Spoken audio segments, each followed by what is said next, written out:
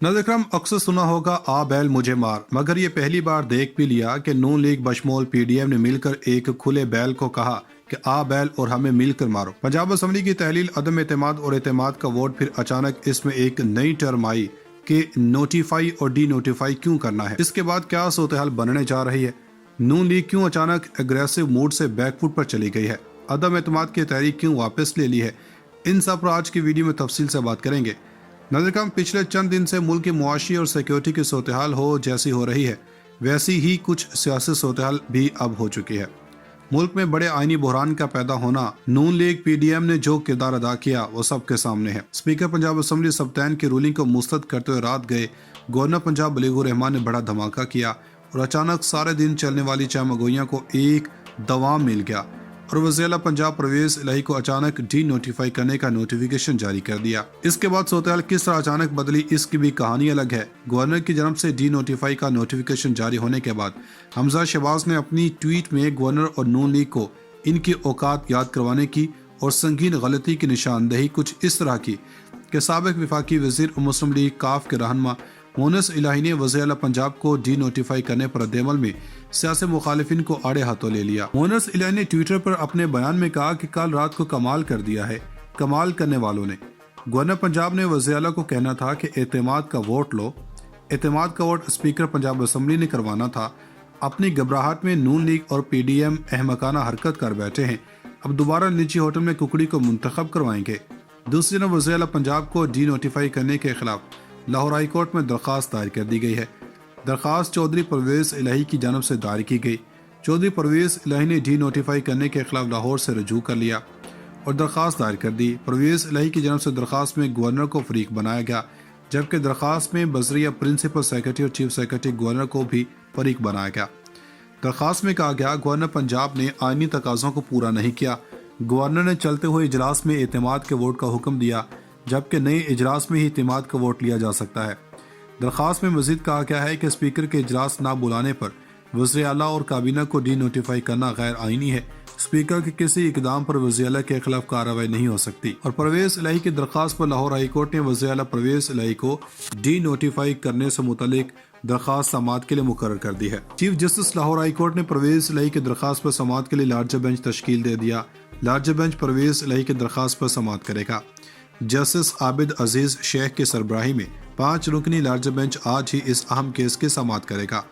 लेकिन अभी खेल खत्म नहीं हुआ, बल्कि इस बेंच के काम करने से पहले ही बेंच टूटने की खबर आ गई।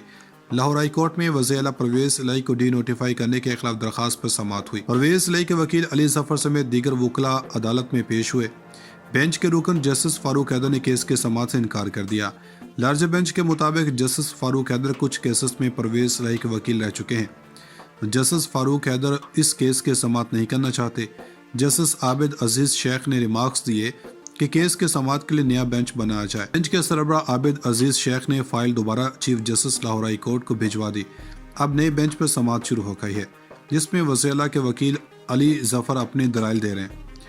आईनी और कानूनी माहिरीन के मुताबिक वज़ीर आला पंजाब को अदालत से बड़ा रिलीफ मिल गया, क्योंकि वो इस सारे मामले में सुर्खरू हैं। गवर्नर का इकदाम परवेज इलाही के खिलाफ नहीं, बल्कि स्पीकर सूबाई असम्बली के खिलाफ होना चाहिए था, क्योंकि ऑर्डर इन्होंने मानने से इनकार किया, बल्कि अपनी रूलिंग दी थी। हालांकि अगर वो मामला भी अदालत में जाए तो स्पीकर इस मामले में गवर्नर को शिकस्त दे सकते हैं। मुमकिन तौर पर सदर अगर इसमें मुदाखलत करें तो गवर्नर को अपनी कुर्सी से हाथ धोना पड़ सकते हैं। नाज़रीन, हमने आपको सुबह ही बता दिया था कि तहरीक एतमाद और गवर्नर की जानब से एतमाद का वोट दोनों ऑप्शंस चौधरी परवेज इलाही की मर्जी के साथ हैं। इस खबर की तस्दीक एक्सप्रेस न्यूज़ ने कर दी।